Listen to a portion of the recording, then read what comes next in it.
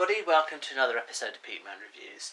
On this on-tour edition we have 3 Decepticons for you. We have the Duocon Flywheels, a little bit uncommon now, you don't see too many of those.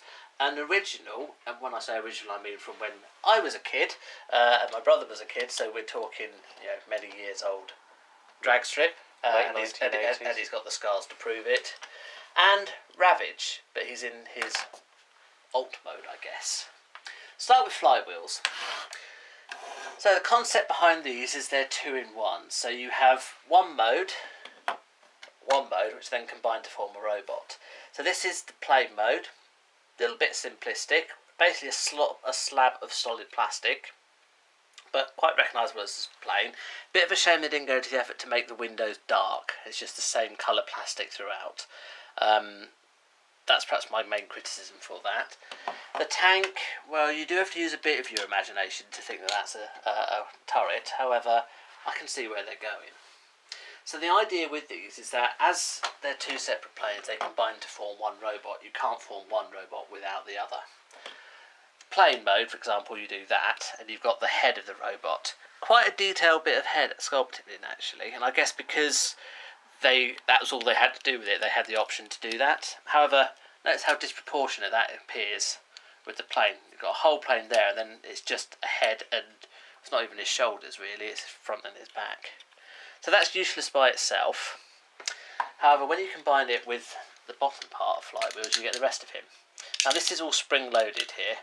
I think probably the idea is you're meant to be able to put this on here, and it should all join together. However, this is quite an old now, so whether it still does I don't know.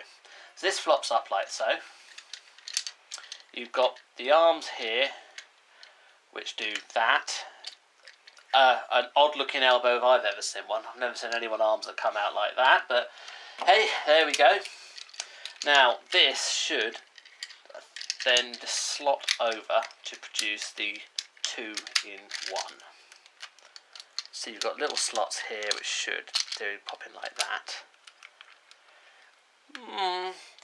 From about this point up, I can see what they're doing. It works quite well, but what's wrong with his feet?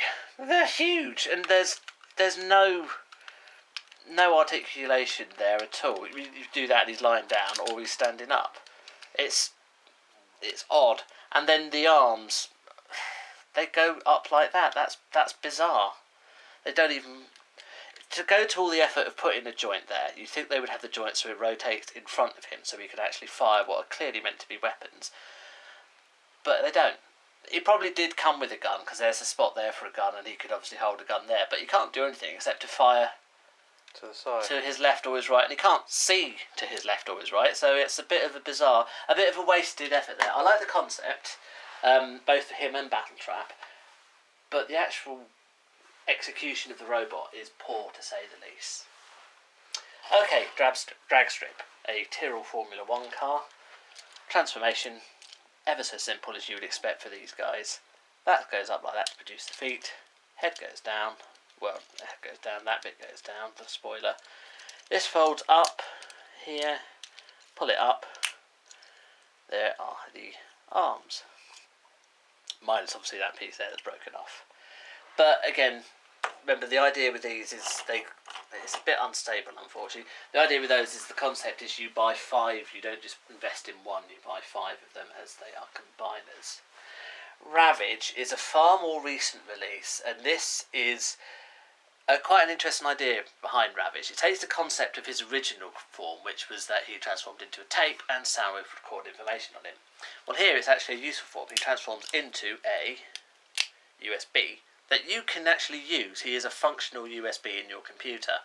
The IDW verse now actually has a lot of these types of characters, such as eject and rewind, actually transforming into USB sticks, but this is the first time I've seen it done with Ravage.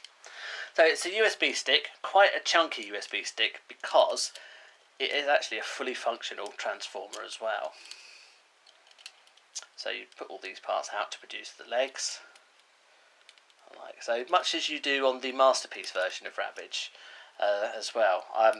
This one came before the Masterpiece, I think. However, there's a clear correlation there. It's even got a little mouth there like that.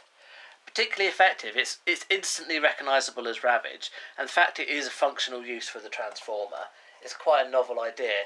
I know they've made Ravage into a proper working stereo, and Blaster as well should have been a working radio anyway.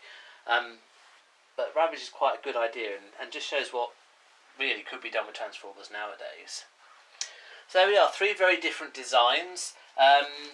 Effectively, I mean, Flywheels is an interesting concept. The robot is very poorly executed, but it's a very interesting concept. Dragstrip is just a nice different piece to have a look at. Very simple design. The robot kind of lets it down a bit, but the car mode's very well good, and Ravage is just a very new and different way of doing things. Thank you very much for watching, and I'll see you in the next review. Goodbye.